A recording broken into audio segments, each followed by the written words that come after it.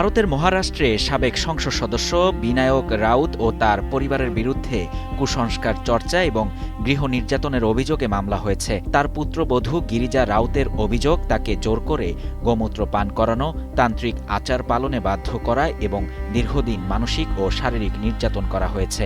ভারতীয় সংবাদ মাধ্যম এনডিটিভির প্রতিবেদনে বলা হয়েছে, থানে জেলার এই ঘটনায় পুলিশ বিনায়ক রাউত, তার স্ত্রী, ছেলে ও স্থানীয় কাউন্সিলর গীতেশ রাউতের বিরুদ্ধে মহারাষ্ট্রের কুসংস্কার বিরোধী আইনে মামলা করেছে।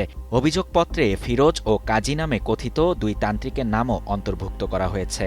पूर्ण प्लॅनिंगने आमचं घात केलेला आहे।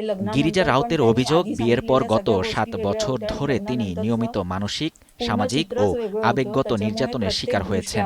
তার দাবি, স্বামীর কথিত বন্ধ্যাত্বজনিত সমস্যার সমাধানের নামে তাকে বারবার তান্ত্রিকদের কাছে নিয়ে যাওয়া হতো। এক পর্যায়ে তাকে জোরপূর্বক গোমূত্র পান করানো হয় এবং কুসংস্কারমূলক আচার পালনের অংশ হিসেবে মাথা থেকে চুলও ছিঁড়ে নেওয়া হয়।